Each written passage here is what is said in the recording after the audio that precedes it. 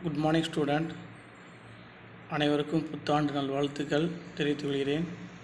இந்த புதிய வருடத்திலும் மாணவர்கள் சிறப்பான முறையில் கல்வி கற்று அதிக மதிப்பெண் பெற உங்கள் அனைவருக்கும் என்னுடைய வாழ்த்துக்களை தெரிவித்துக் கொள்கிறேன்.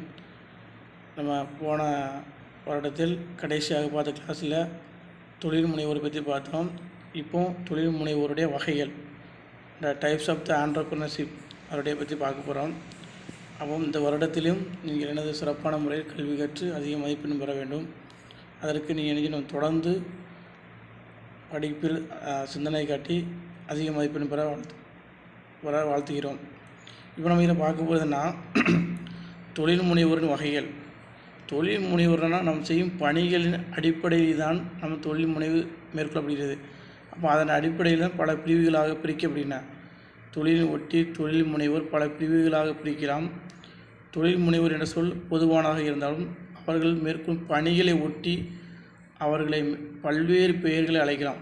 ஒவ்வொரு பெயர்களையும் வைத்து நம்ம ஒவ்வொரு பணிகளை மேற்கொண்டு அதன் அடிப்படையில் நம்ம தொழில்களை செய்வதன் மூலம் நம்மளுடைய தொழில் வளர்ச்சியை அதிகரிப்பதற்காக, நம்மளுடைய முன்னேற்றத்திற்காக நம்மளுடைய எவ்வளோ ஈடுபாடு அதிகமாக இருக்கிறதோ, நம்முடைய உழைப்பு எவ்வளோ அதிகமாக இருக்கிறதோ அதன் அடிப்படையில் தான் நம்ம தொழில் வளர்ச்சி பெற முடியும். அதனுடைய வகைகள், டைப்ஸ் ஆஃப் த ஆண்டர்பிரினர்ஷிப். இப்போ இதில் அடுத்தனா உதாரணமாக தொழில் முனைவோர் கடைபிடிக்க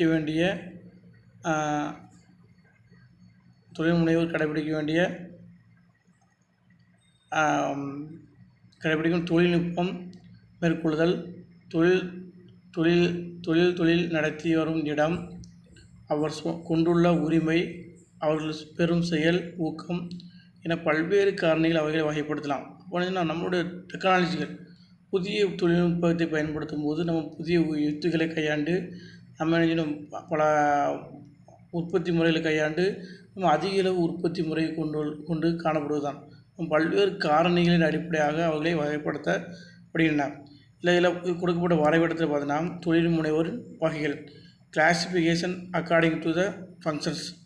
அதில் ஃபஸ்ட்டு கவனினா பணிசார் வகைப்பாடு, தொழில்சார் வகைப்பாடு, தொழில்நுட்ப சார் வகைப்பாடு, செயலூக்கம் சார் வகைப்பாடு, மேம்பாட்டு நிலை ஒட்டிய வகைப்பாடு, செயல்படும் இடர்சார் வகைப்பாடு, உரிமை அடிப்படையான வகைப்பாடு. இந்த 6 வகையான தொழில் முனைவோருடைய வகைகள் காணப்படுகின்றன. இதில் ஒவ்வொரு வகையாக நம்ம பார்க்க போகிறோம். ஃபஸ்ட்டு நாம் பணிசார் வகைப்பாடு, இன்னோவேட்டிங் ஆண்டர்பிரினர். பணி நம்ம ஒவ்வொருவரும் ஒவ்வொரு பணியின் அடிப்படையில் தம் தொழில் உரிமைகளை நடத்தி வருகின்றன. அதன் அடிப்படையில் நம்ம அந்த பணிசார் வகைப்பாடு காணப்படுகின்றன. இதில் ஃபஸ்ட்டு நம்ம என்னென்னா புதுமை படைக்கும் தொழில் முனைவோர். புதுமையான புதிய தொழிலை உருவாக்குது, புத்தாக்கம் பெறுதல்.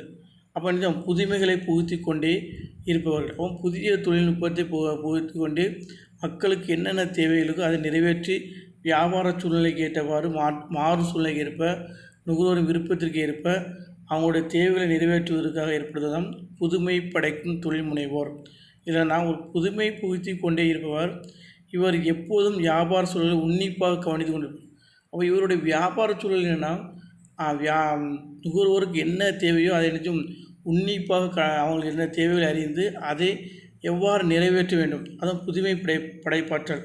புதிய பொருட்களை படைத்து புதிய பொருட்களை உற்பத்தி செய்து அது சந்தையில் அறிமுகப்படுத்தப்பட்டு நல்ல தரவாய்ந்த பொருட்களாக உருவாக்கப்பட்டு அதை நிறைவேற்றும் செயல்படும் நபராக இருப்பதுதான் இந்த புதுமை படைத்தல். அதை ஆராய்ந்து தங்களுடைய பொருட்கள் மூலம் நிறைவேற்றுவார்கள். புதுமையை பொறுத்தவரை வெளியிடப்பட்ட பொருட்களின் தரம் உயர்த்துவதும், புதிய பயன்பாட்டு பொருட்களை புகுத்துவதும், பொருளின் வடிவங்களை மாற்றுவதும், சந்தையில் உள்ள பொருட்களை வேறு விதமாக மாற்றுவதும். நாம் புதுமை படைக்கும் போது கண்டிப்பாக அந்த பொருளின் தரத்தை உயர்த்துவதும், புதிய பயன்பாடு அதை எவ்வாறு பயன்படுத்தும் வழிமுறைகளை செயல்படுத்துதல் மற்றும் சந்தையில் உள்ள பொருட்களை வேறு விதமாக மாற்றுதல். சந்தையில் என்ன தேவை இருக்குது அதை வேறு வகையாக மாற்றி வடிவமைத்து கொடுப்பது தான் புதுமை படைப்பாற்றல் என அழைக்கப்படுகிறது. முற்றிலும் புதிதாக பொருளை வடிவமைப்பது போன்றவை நிகழ்த்துவதாகவும் இவர்கள் தங்கள் புதுமை பயணத்தோடு பொருட்களையும் பயன்படுத்த காணப்படுகின்றன. அப்போ இதுதான் புதுமை படைத்தல் என்பதும். மாறாக புதிய உற்பத்தி முறைகளும் கண்டறிவது. அது மட்டும் இல்லாமல் பழைய உற்பத்தி முறை இல்லாமல் புதிய உற்பத்தி முறைகளை கண்டறிந்து புதிய டிஸ்ட்ரிபியூஷன் பகிர்வு முறையை அறிமுகம் செய்வதால் எவ்வாறு பகிர்வு மக்களுக்கு எங்கே தேவைப்படுதோ அதை கொஞ்சம் கரெக்டான முறையில் பகிர்வு செய்தல்னால் விநியோகம் செய்தல் டிஸ்ட்ரிபியூஷன். பொருட்களை உற்பத்தி முறையை சுருக்குவது, உற்பத்தி செலவை குறைப்பதும் அதிகமான பொருட்களை உற்பத்தி பெருக்குவதும் புதுமை படைக்கும் தொழில் முனைவோருடைய செயல்பாடாக இருக்கின்றன. புதிய தொழில்நுட்பத்தை புகுத்தி உற்பத்தி பெருக்குவதும் என புதுமை எப்பொழுதும் இருக்கும்படி பார்த்து கொள்வதும். புதுமைனா எப்பொழுதுமே புதிய பொருட்களை உற்பத்தி நடவடிக்கைகளை மேற்கொள்ளும் நடவடிக்கையாக இருக்கின்றன. டெக்னாலஜி, நியூ டெக்னாலஜி மற்றும் புதிய தொழில்நுட்பத்தை உற்பத்தியில் புகுத்தி புதிய அதிகமான பொருட்களை உற்பத்தி செய்தல். இதான் இந்த புதுமை பித்தர்கள் என அழைக்கப்படுகின்றன. ரெண்டாவது என்னென்னா மாதிரியை பின்பற்றும் தொழில் முனைவர். சாம்பிள் ஒரு கொஞ்சம் அதே சாம்பிள் வச்சு அதே மாதிரி கொண்டு பொருட்களை உற்பத்தி செய்யும் தொழில் முனைவோர் அவர் பணியில் ஈடுபடுத்தி கொள்வது தான் இந்த மாதிரி பின்பற்றும் தொழில் முனைவர் என இன்டிமேட்டட் ஆண்டர்பிரினர்ஷிப்.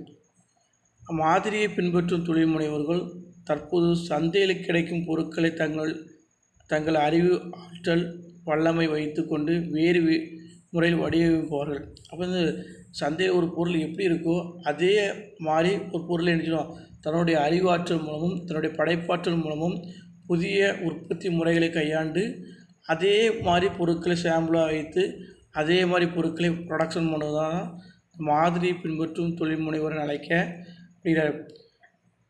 இவர்கள் மேலை நாடுகளில் வடிவமைக்கப்பட்ட பொருட்களை தங்கள் உள்ளூர் தேவைக்கு ஏற்றபடி உருமாற்றி வெளியிடுவார்கள். உதாரணமாக மேலை நாடுகள் புத்தம் புதிதாக கண்டுபிடிக்கப்பட்ட பல மின்னணு பொருட்கள். அப்போ வெளிநாடுகளில் உள்ள பொருட்கள் மின்னணு பொருட்கள் எலக்ட்ரானிக் பொருட்கள் செஞ்சுன்னா அதே சாம்பிளை வச்சு அதே மாதிரி ப்ராடக்டை நினைக்கும் உற்பத்தி பணியில் ஈடுபட்டு கொண்டு அதை மக்களுக்கு விநியோகம் செய்யும் பணியில் ஈடுபடுதான் இந்த புதிய தொழில் முனைவோர் அழைக்கப்படுகிறார்கள். பொருட்களை வளரும் நாடுகள் வேறு முறையில் தயாரித்து வெளியிடப்பட்டு வருகின்றன. அவ்வாறாக வளர்ந்த நாடுகளில் கண்டுபிடிக்கப்பட்ட மருந்து பொருட்கள் வளரும் நாடுகள் வெவ்வேறான வேதிப்பொருட்களை பயன்படுத்தி அதே பயன்பாடு கொண்ட மருந்து பொருட்களை வெளியிடுகின்றன. அப்போ கொஞ்சம் வேதிப்பொருட்கள், கெமிக்கல், இப்போ மெடிசன்ஸ் பொருட்கள் ஃபாரினில் உள்ள மெடிசன் நம்ம நாட்டிலே தயாரிக்கப்படுகின்றன. அதே மாதிரி கொண்டு தயாரிக்கப்படும். ஆனால் அதே பயன்பாட்டை காணப்படும். அது என்ன பயன்பாடு அதே பயன்பாட்டு நடவடிக்கைகளை கொண்டு காணப்படுவதுதான் இந்த பொருட்கள். அதான் இந்த மாதிரி பொருட்களை மையமாக கொண்டு செயல்படுதல். அடுத்து என்னன்னா காலம் கடத்தும் பழமைவாத தொழில் முனைவர். காலம் கடத்தும் பழமைவாதிகள் இது என்னென்னா பழமை தொழில் முனைவோர் எதையும் புதிதாக புகுத்துவது தயக்கம் காட்டுவார்கள். பழைய தொழில் முனைவோர் கொஞ்சம் அவர்கள் பழைய முறையில் தான் தொழில் செய்வார்கள். புதிய தொழில்நுட்பம் பயன்படுத்தும் போது புதிய தொழில்நுட்பத்தை பயன்படுத்தல், அடுத்து அதுக்கான இயந்திரங்களை பயன்படுத்தும் போது அதுக்கான இடர்பாடு அதிகமாக இருக்கும்போது அச்சம் என்னென்னா லாஸ் ஏற்படும் ஒரு அச்சம் ஏற்படும். அது வந்துவிடுமோ என்ற நிலையில் தான் அவங்க கொஞ்சம் பழைய முறைகளை உற்பத்தி முறைகளை கையாண்டு செயல்படினார். தயக்கம் காட்டுவது குறிப்பாக புதிய புகுத்தினால் இடர் வந்துவிடும் என அச்சம் கொள்வார்கள். தொழில் சூழ்நிலைக்கு மாறிவரும் போதிலும் மாறாத இவர்கள் மாற்றத்தை வேறு வழியில் இல்லாத நிலையில் ஏற்க தள்ளப்படுவார்கள். அதாவது மாற்றத்தை உள்வாங்கவில்லை எனில் தொழில் மூட வேண்டிய சூழ்நிலை ஏற்படும் என்றால் மட்டுமே மாற்றத்தை பின்பற்றுகிறார். இவர்கள்னா தொழில் நினைச்சும் கடைசியாக லாஸ் ரொம்ப அதிகமாக ஏற்படும் சூழ்நிலை மட்டும்தான் அவர்கள் இதெல்லாம் பழையதை முடிந்து புதிய தொழில்நுட்பத்தை பயன்படுத்தும். அது வரைக்கும் பழைய முறைகளை கையாண்டு அவர்கள் செயல்படுகளை தொழில்முறைகளை கையாளுவர் தான் இந்த பழையவாதிகளை அழைக்கப்படுகிறார்கள். உதாரணமாக என்னென்னா இதுக்கு எடுத்துக்காட்டு நாம் சேலத்தில் தலைமையிடமாக கொண்டு இயங்கும் நரசு காப்பி காலங்காலமாக காப்பி தொழிலை மட்டும் தயாரித்து வருகிறாங்க. அவங்க அந்த தொழிலை மட்டும்தான் செய்கிறாங்க. அதில் எவ்வளவு லேட்டஸ்ட்டாக நினைச்சோம் புதிய நுட்பத்தை பயன்படுத்தி மக்களை கவர்வனும் பல துறைகள் சார்ந்த நிறுவனங்கள் அதை முறியடிப்பதற்காக ஏற்படுத்தின. ஆனாலும் இந்த பழைய முறைகளை பின்பற்றி இந்த நரசு காப்பி அது என்னது இப்பவும் சிறப்பாக முறையில் கொஞ்சம் விற்பனை செய்து வருகிறேன். அது என்னது பழமையாக காணப்படும் பழமை காலம் கடத்தும் பழமைவாத தொழில் முனைவர் அழைக்கப்படுகிறது. ஒரு எடுத்துக்காட்டாக கூறலாம். விற்பனை செய்து வந்துள்ளது. ஆனால் இன்று காலம் சூழ்நிலை அது பல்வேறு தரத்திலும் காப்பித்துளை மற்றும் ஆயத்த காப்பித்துளை உற்பத்தி செய்து கொண்டுள்ளன. அப்போ மற்ற எத்தனை நிறுவனங்களும் காப்பீத்தில் உற்பத்தி செய்கின்றன. ஆனால் அதற்குள்ள தரம் இப்போ இந்த பழைய முறையில் உள்ள அரசு காப்பிக்கு இப்பவும் தரம் உயர்ந்து காணப்படுகின்றன. அப்போ காரணம்னா பழைய முறை உற்பத்தி முறையை கொண்டு காணப்படுகின்றன. அடுத்து நாம் மந்தமான தொழில் முனைவோர், ஆண் தேனி தொழில் முனைவோர். மந்தமான தொழிலும் எப்பொழுதுமே மந்தமாக இருக்குன்னா கொஞ்சம் அதிகமாகவும் விற்பனை இருக்காது, அதிகமான விற்பனை இல்லாமல் இருக்காது. அதாவது மந்தமான தொழில். மந்தமான தொழில் முனைவோர் பழமைவாத தொழில் முனைவோர்கள் நிகராக மாறுதல் இருக்க வேண்டிய விரும்பாதவர்கள். இவர்கள் யாரும் நுழைய விரும்பாத பெரிய நிறுவனங்களை புறக்கணிக்கப்பட்ட ஒரு சிறிய சந்தையில் செயல்படுவார்கள். அப்போ பெரிய நிறுவனங்கள் புறக்கணிக்கப்பட்ட தொழில்களை தான் இந்த மந்தமான தொழில் நிறுவனங்கள் ஏற்படுத்தப்படுகின்றன. அப்போ இது அதிக விற்பனையும் கிடையாது, அதிக விற்பனை குறைவும் கிடையாது, அதிக உற்பத்தியும் கிடையாது, குறைவான உற்பத்தி முறையில் தான் செயல்படுகின்றன. அதாவது சிறிய குட்டையில் பெரிய மீனாக அரசாழ்வார்கள், சிறிய குட்டையில் பெரிய மீனாக அரசாழ்வார்கள். அந்த சிறிய சந்தையில் எவ்விதமாக மாற்றம் செய்யப்படாமல் அப்படியே இயங்குவர் தான் இவர்களது மந்தமான சூழ்நிலை அழைக்கப்படுகிறது. இதற்கு எடுத்துக்காட்டு நாம் திருநெல்வேலி எடுத்துக்கிட்டோம்னா இருட்டுக்கடை அல்வா. அங்கே அந்த குறிப்பிட்ட டைம் மட்டும்தான் அங்கே வியாபாரம் நடக்கும். ஆனால் அதை அதிகமான வியாபாரம், அந்த ஒரு குறிப்பிட்ட நேரத்துலையும் அதிகமான வியாபாரம் நடக்கும். ஆனால் அங்கே அதை கொண்டு அதிகமான கிளைகளை உருவாக்குவதில்லை. அதேமாதிரி அதிக நேரத்தையும் அவர்கள் ஸ்பெண்ட் பண்ண கிடையாது. அப்போ மந்தமான சூழ்நிலை, அது குறிப்பிட்ட நேரம் மட்டும்தான் இது பயன்படுத்தப்படுகிறது. உதாரணமாக திருநெல்வேலி அல்வா வியாபாரம் செய்யும் இருட்டுக்கடை அல்வா வியாபார நிறுவன கடையில் கூட எந்த மாற்றம் செய்யாமல் மிகப்பெரிய அளவில் வியாபாரம் செய்திருந்தார். அவங்க எந்தவித மாற்றமும் இல்லை, ஒரு குறிப்பிட்ட டைம் தான், ஆனால் அதிக வியாபாரம் செய்யப்படுகிறது. அதை ஒரு எடுத்துக்காட்டாக. அடுத்து ஒன்றுனா மதுரையில் வேலு கெமிக்கல் தயாரிக்கும் கோபால் பல்பொடி காலங்காலமாக அப்படியே தரம் மாறாமல் அப்படியே இன்னும் சந்தையில் உள்ளது. அப்போ கெமிக்கல் சார்ந்த கோபால் பல்பொடி இப்போ நிறைய பேர் அதான் நிறைய பேர் பயன்படுத்தும். பல்லுக்கு உறுதியாக கொண்டு உள்ள கோபால் பல்பொடி தரம் வாய்ந்ததாக இருக்குது. இப்போ அன்றைய காலத்தில் இது இப்பவும் அது பயன்படுத்தாங்க. இப்பவும் அது சந்தையில் விற்பனையாகி கொண்டே இருக்கிறது. இது மந்தமான தொழில். அவ்வாறாக மாணவர்களுக்கு தமிழ் கையேடு வெளியிடும் கோனார் தமிழ் உரை தமிழ் பாடத்துக்கு மட்டுமே ஒரே பாணியில் புத்தகத்தை வடிவமைத்து மிகப்பெரிய அளவில் சிறிய சந்தை பொருளாக விற்று வருகின்றன. அதேமாதிரி மாணவர்களுக்கு படிப்பில் உள்ள தமிழ் மாணவர்களுக்கு தமிழ் பாடத்திற்கு மட்டும் கோனார் என்ற தமிழ் உரை எப்பொழுதும் பழமை வாய்ந்தது இதுதான். அது எப்பொழுதுமே எல்லோரும் எளிமையாக படிக்கக்கூடிய சூழ்நிலையை உருவாக்கக்கூடிய பின்பற்றக்கூடிய ஒரு தமிழ் பாடநூலாக காணப்படுவது தான் இந்த கோனார் தமிழ் உரை. இதுவும் ஒரு எடுத்துக்காட்டாக காணப்படுகிறது. ஒன்றுபட்டால் முனைவோர் வேர்வழியில்லாத இறுதிநிலை மாற்றத்தை ஏற்றுக்கொண்டு கொள்வார். ஆனால் பின்னவர் மாற்றம் என்ற சொல்லை அறவே விரும்பாதவர். இதானது மந்தமான சூழ்நிலை உருவாக்கும் தொழில் முனைவர் அழைக்கப்படுகிறது. இது இல்லாத நாம் பணி சார்ந்த வகைப்பாடு.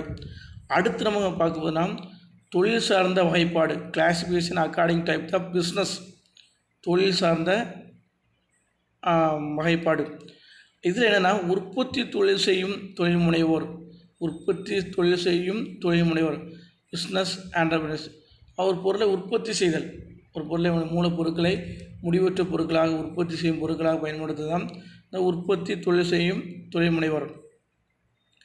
இவ்வகை தொழில் முனைவோர் ஒரு பொருளை சேவை பொருளாக உருவாக்கி எண்ணி தொழில் முனைவு மேற்கொள்வார். இவர் பெரிய அளவு சிறிய அளவில் தொழில் ஏற்படுத்தி தன் எண்ணத்தில் உதித்து பொருளை சேவை பொருளாக தயாரித்து சந்தையிடுவார். பொருட்களை தயாரித்து அதை சந்தையில் விடுவார்னா விற்பனை செய்யும் நடவடிக்கை மேற்கொள்வர் தான் இந்த உற்பத்தி தொழில் செய்யும் தொழில் முனைவர் அழைக்கப்படுகிறப்ப அவர் உற்பத்தியில் அதிகமான கவனம் செலுத்தி அதிகமான பொருட்களை உற்பத்தி செய்து குறைவான விலையில் நல்ல தரமான பொருட்களை உற்பத்தி செய்து சந்தையில் விற்பனை செய்யப்படுகின்றன. இதில் அடுத்து நாம் ட்ரேடிங் வணிக தொழில் முனைவோர். வியாபார தொழில் முனைவோர் பொருளை வாங்கி விற்கும் செயலில் மட்டும் தன்னை உட்படுத்தி கொள்வார். இவர் உள்நாட்டிலோ அல்லது வெளிநாடுகளிலோ பொருளை வணிகம் செய்வார்.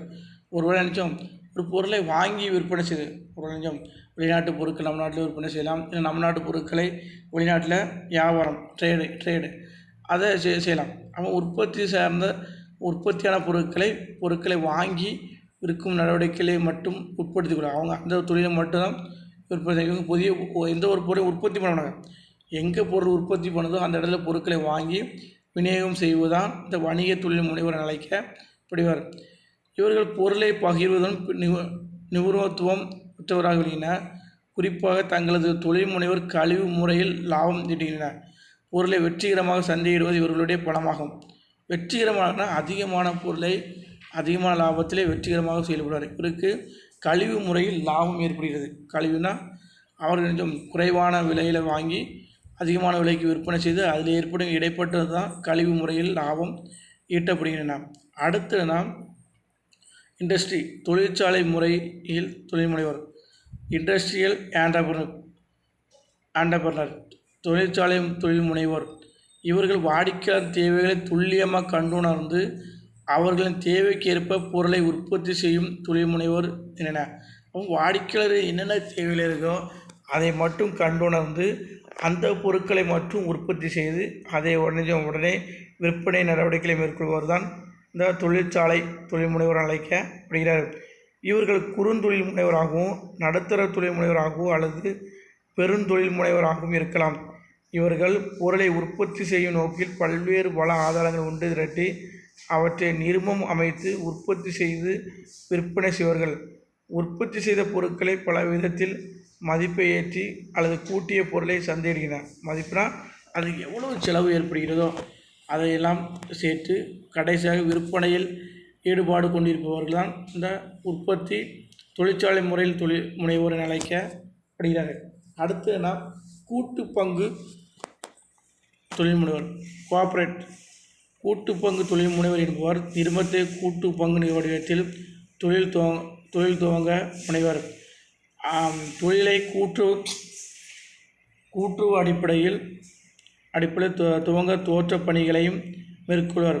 நிறும சட்டம் 2013ஆம் ஆண்டின் படி கூட்டு நிறும சட்டம் விதித்துள்ள சடங்குகளை முறையாக நிறைவேற்றி நிறுமத்தை பதிவு செய்கிறார். இவரே நிறுமத்தை ஏற்படுத்தி பலதரப்பட்ட வளங்களை திரட்டி அன்றாட நிர்வாகத்தை நடத்த இயக்குனர் அவைகளை நியமிக்கின்றனர். கூட்டு பங்கு நிறுவனம்னா பல நபர்கள் கூட்டாக அமைத்து தொழில் நடவடிக்கைகளை மேற்கொண்டு அதில் ஏற்படும் தொழில் துவங்கி அதன் மூலம் அந்த நிறுவனத்தை பதிவு செய்து சட்ட முறைப்படி பதிவு செய்து அவர்கள் நிறுவனத்தை பதிவு செய்து அவர்கள் இந்த தொழில் நடவடிக்கைகளை ஏற்படுத்துவர். இதானது கூட்டு பங்கு தொழில் முனைவர் அழைக்கப்படுகிறார்கள். வளங்களை திரட்டி அன்றாட நிர்வாகத்தை நடத்தி இயக்குனர் அவையில் அமைக்கின்றன. கூட்டு பங்கு நிறுவ வடிவமைப்பில் நிறுவ உறுப்பினர்களும் வெவ்வேறு நபர்களாக உள்ளதால் இயக்குனர் அவை பல்வேறு சிறப்பு தேர்ச்சி பெற்ற வல்லுநர்களை பல பணிகளை அமர்த்தி அன்றாட நிர்வாகத்தை நடத்தி வருகின்றன. அப்போ இந்த கூட்டு பங்கு நிறுவனத்தில் இந்த போர்ட் ஆஃப் டைரக்டர் அவங்க தான் அந்த நிர்வாகத்தை நடத்தி அவங்க தான் அவங்களுடைய சிறப்பு தேர்ச்சி பெற்ற வல்லுநர்களை கொண்டு பணிகளை அமர்த்தி அவர்கள் நிர்வாகத்தை நடத்தி வருகின்றனர். அப்போ அவர்கள் மூலம் தான் அந்த பணி நடவடிக்கைகளும் மேற்கொள்ளப்படுகின்றன, தொழில் நடவடிக்கைகளை மேற்கொள்ளப்படுகின்றன. அடுத்து நாம் வேளாண் தொழில் முனைவோர் அக்ரிகல்ச்சர் ஆண்டர்பிரனர். வேளாண் தொழில் முனைவோர் வேளாண் பொருட்களை விளைவித்து சந்தையிடும் தொழில் முனைகின்றனர். இவர்கள் பல்வேறு இயற்கை சார்ந்த உள்ளீட்டு பொருட்களையும் உரம், விதை, தண்ணீர், பூச்சிக்கொல்லி மருந்துகள், உழைப்பு போன்ற பொருட்களை கொண்டு உணவுப் பொருட்களை உற்பத்தி செய்யினர். வேளாண் பொருட்களை விளைவித்து வேளாண் பொருட்களான அனைத்து உணவுப் பொருட்களை விளைவித்து அதே மக்களுக்கு தேவையான பொருட்களை குறைந்த விலையில் தரம் வாய்ந்த பொருட்களாக மக்களுக்கு கொடுக்கப்படுகின்றன. அதில் நினைச்சோம் இயற்கை சார்ந்த உள்ளீடு பொருட்களான உரம், விதை, தண்ணீர், பூச்சிக்கொல்லி மருந்துகள், உழைப்பு மனிதனுடைய உழைப்பு பயன்படுத்தி உணவுப் பொருட்களை உற்பத்தி செய்கின்றன. அவ்வாறு உற்பத்தி செய்த தானியங்களை நேரடியாக அல்லது கூட்டுறவு அமைப்பு மூலமாக சந்தையிடுகின்றன. இது மட்டுமின்றி வேளாண் சார்ந்த தொழிலான மாட்டுப்பண்ணை, கோழிப்பண்ணை, மீன் பண்ணை, முயல் பண்ணை, தேன் எடுத்தல், பூ வளர்த்தல், பட்டுப்பூச்சி வளர்த்தல், நல்நீர், இறால் பண்ணை போன்ற பண்ணைகளை. அப்போ இதெல்லாம் என்னென்னா வேளாண் சார்ந்த பண்ணைகள். இது ஒரு கூட்டுறவு அமைப்பாகவும் இல்லைன்னா உற்பத்தி தானியங்கள் நேரடியாக உற்பத்தி செய்த பணிகளை நேரடியாகவோ அல்லது கூட்டுறவு அமைப்பு மூலமாக சந்தையிடுகின்றன. அது மட்டுமல்ல வேளாண் சார்ந்த பண்ணைகள் மாட்டுப்பண்ணை, ஆட்டுப்பண்ணை, மீன் பண்ணை, இறால்,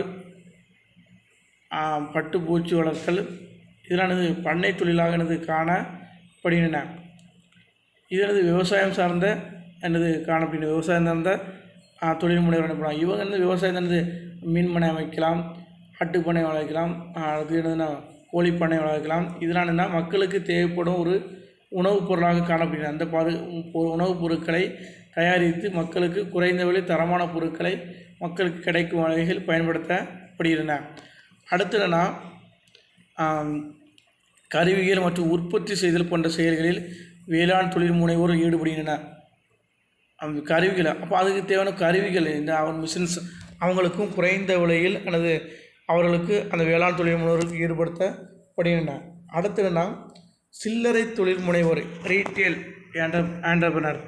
இவ்வகை தொழில் முனைவோர் முடிவற்ற இறுதிப் பொருட்களை நுகர்வோர் கொண்டு சேர்க்கும் செயல் முனைகின்றனர். இவர்கள் சிறிய அளவில் பொருட்களை பல்வேறு மொத்த வணிகரிடமிருந்து பெற்று பலதரப்பட்ட பொருட்களை இருப்பு வைத்து ஒரு கூரையின் கீழ் இறுதி நுகர்வோர்களை பொருட்களை தருவிக்கும் தொழிலை நடத்துவார்.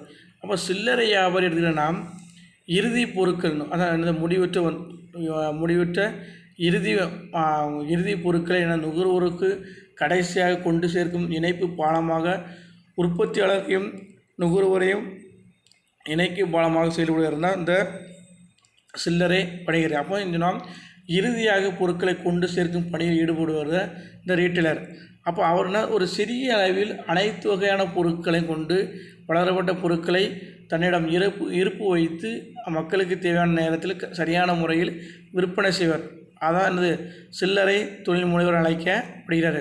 இவர் மொத்த வணிகரிடமிருந்து மொத்த உற்பத்தியாளரோ மொத்த வணிகர் ட்ரேடு செய்வரோ ஆனால் மொத்த உற்பத்தியாளர்களிருந்தோ எங்கே பொருட்கள் அதிகமாக உற்பத்தி ஆகுதோ அந்த இடத்துலேருந்து மொத்த உற்பத்தியாளர்லேருந்தோ அவர்கள் பொருட்களை பெற்று அவர் இருப்பு வைத்து ஒரே கூரையின் கீழ் இறுதி நுகர்வோரை பொருட்களை தருவிக்கும் தொழில் நடத்துவர் தான் இந்த சில்லறை வியாபாரி அழைக்கப்படுகிறார். அப்போ இவர் சில்லறை வியாபாரினா அனைத்து விதமான பொருட்களும் அவர்கிட்ட காணப்படுகிறார்.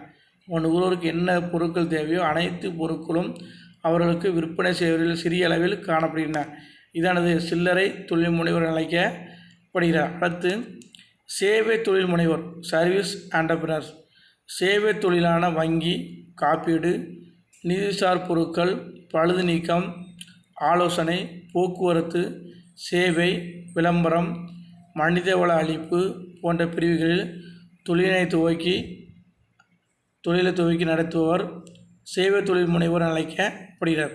அப்போ சர்வீஸ் மக்களுக்கு சேவை அடிப்படையில் இந்த மாதிரி தொழில் தான். வங்கியில் பணம் போட்டு வைக்கும், வங்கியில் நம்ம தேவையான இதில் பணத்தை போட்டு எடுக்கும், இல்லை ஒரு தொழில் ஆரம்பிக்க வங்கியில் கடன் வாங்குதோ. அது மட்டும் இல்லாமல் நமக்கு என்ன நேரத்துலையும் பண உதவிக்காக வங்கி நமக்கு ஒரு சேவை தொழிலாக காணப்படுகிறது. அது மட்டும் இல்லை காப்பீடு, நமக்கு இழப்பு தொழிலில் பிஸ்னஸில் லாஸ் ஏற்படுது, எல்லா நேரத்திலும் நமக்கு ப்ராஃபிட் ஏற்படாது, எப்பவும் லாபம் ஏற்படாது. நம்ம ஒரு சில நேரத்தில் பிஸ்னஸில் லாஸ் ஏற்படும் போது அதை நிவர்த்தி செய்வதற்காக நமக்கு காப்பீடு செய்யணும். அந்த தொழிலுக்கான முழு இன்சூரன்ஸும் காப்பீடு செய்து அதுக்கான நிவர்த்திகளை பெறும். அதுக்கடுத்து நிதிசார பொருட்களுக்கு நமக்கு என்ன ஒரு பொருட்களை உற்பத்தி பண்ணாலும் நமக்கு அதிகமான காணப்படுவதுன்னா நிதி. எந்த ஒரு பொருளுக்கும் நிதி இல்லாமல் பணம் இல்லாமல் எந்த ஒரு பொருளையும் உற்பத்தி செய்ய முடியாது. அடுத்து பழுது நீக்கம் மெயின்டெனன்ஸ். அடுத்த ஆலோசனை மெயின்டெனன்ஸ். பழுது நீக்கம் ஒரு பொருளை பழுது நீக்கி அந்த பொருட்களை உற்பத்தி செய்வதற்கான அனைத்து வசதிகளுக்கும் இந்த சேவை தொழில் முனைவோர்கள் சர்வீஸ் என்டர்பிரனர் காணப்படுகின்றன. அடுத்து போக்குவரத்து மிக முக்கியமானது. ஒரு பொருட்களை ஒரு இடத்துல மற்றொரு இடத்துக்கு கொண்டு செல்வதற்கும் பயன்படுத்துவதற்கு மிக முக்கியமாக காணப்படுது. அதுவும் சர்வீஸ் அடிப்படையில் தான் காணப்படுகிறது. குறைவான கட்டண தொகையோடு பொருட்களை நுகர்வோருக்கு கொண்டு சென்று அதை அவர்களுக்கு அந்த தேவைகள் நிவர்த்தி செய்யப்படுகிறது. அடுத்து விளம்பரம் என்பது மக்களுடைய அந்த பொருட்களை பற்றி அறிந்து கொள்வதற்கான முழு விவரத்தையும் அறிந்து கொள்வதற்காக விளம்பரம் மிக முக்கியமானது சேவை தொழிலாக காணப்படுகின்றன. விளம்பரம் என்பது அதை பார்த்து அந்த பொருட்கள் சந்தையில் அறிமுகப்படுத்தப்பட்டு அதை அந்த பொருட்களை வாங்குவதற்கான எண்ணத்தை உருவாக்குவதற்காக மனிதர்களை எவ்வாறு பயன்படுத்த வேண்டும், இந்த பொருளை எவ்வாறு பயன்படுத்தி அந்த பொருட்களினுடைய தரத்தை ஆராய்ந்து எவ்வாறு தொழில்நுட்பங்கள் கொண்டு காணப்படுகின்றன நினைச்சோம் முழு விவரமும் அதில் காணப்படுகிறது. அப்போ விளம்பரம் இல்லாமல் எந்த ஒரு பொருளையும் விற்பனை செய்ய முடியாது. விளம்பரம் தான் ஒரு நிறுவனத்துக்கு விற்பனைக்கு அதிகரிக்க ஒரு வாய்ப்பாக காணப்படுகிறது. அடுத்து மனிதவள அழிப்பு போன்ற பிரிவுகள் தொழில் துவக்கி நடத்துவார் சேவை தொழில் நினைப்பார். மனித சக்தி மனிதனுடைய தேவை மிக முக்கியமானது. மனிதனுடைய நிஜம் உழைப்பாற்றல் மிக மிக முக்கியமாக காணப்படுகிறது. இது ஒரு சேவை தொழிலாக காணப்படுகிறது. அப்போ இந்த கிளாஸ் நம்ம என்னென்ன பார்த்தோன்னா தொழில் முனைவோர் வகையில் பார்த்தோம். தொழில் முனைவோர்னா என்ன பார்த்தோம், தொழில் முனைவோரோட என்னது வகைகள், பணிசார் வகைப்பாடு பார்த்தோம். அதில் என்னது புதுமை படைக்கும் தொழில் முனைவோர், காலங்கடத்தும் பழைமைவாத தொழில் முனைவோர், மந்தமான தொழில் முனைவோர்,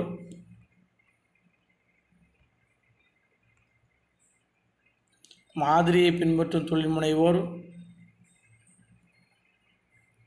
இது பார்த்தோம். அடுத்து தொழில்சார் வகைப்பாடு, உற்பத்தி தொழில் செய்யும் தொழில் முனைவோர், வணிக தொழில் முனைவோர், தொழிற்சாலை தொழில் முனைவோர், கூட்டுப்பங்கு தொழில் முனைவோர், வேளாண் தொழில் முனைவோர்,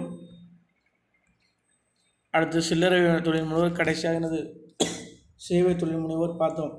மீதி இருந்துச்சுன்னா நெக்ஸ்ட் கிளாஸில் பார்ப்போம். தேங்க்யூ.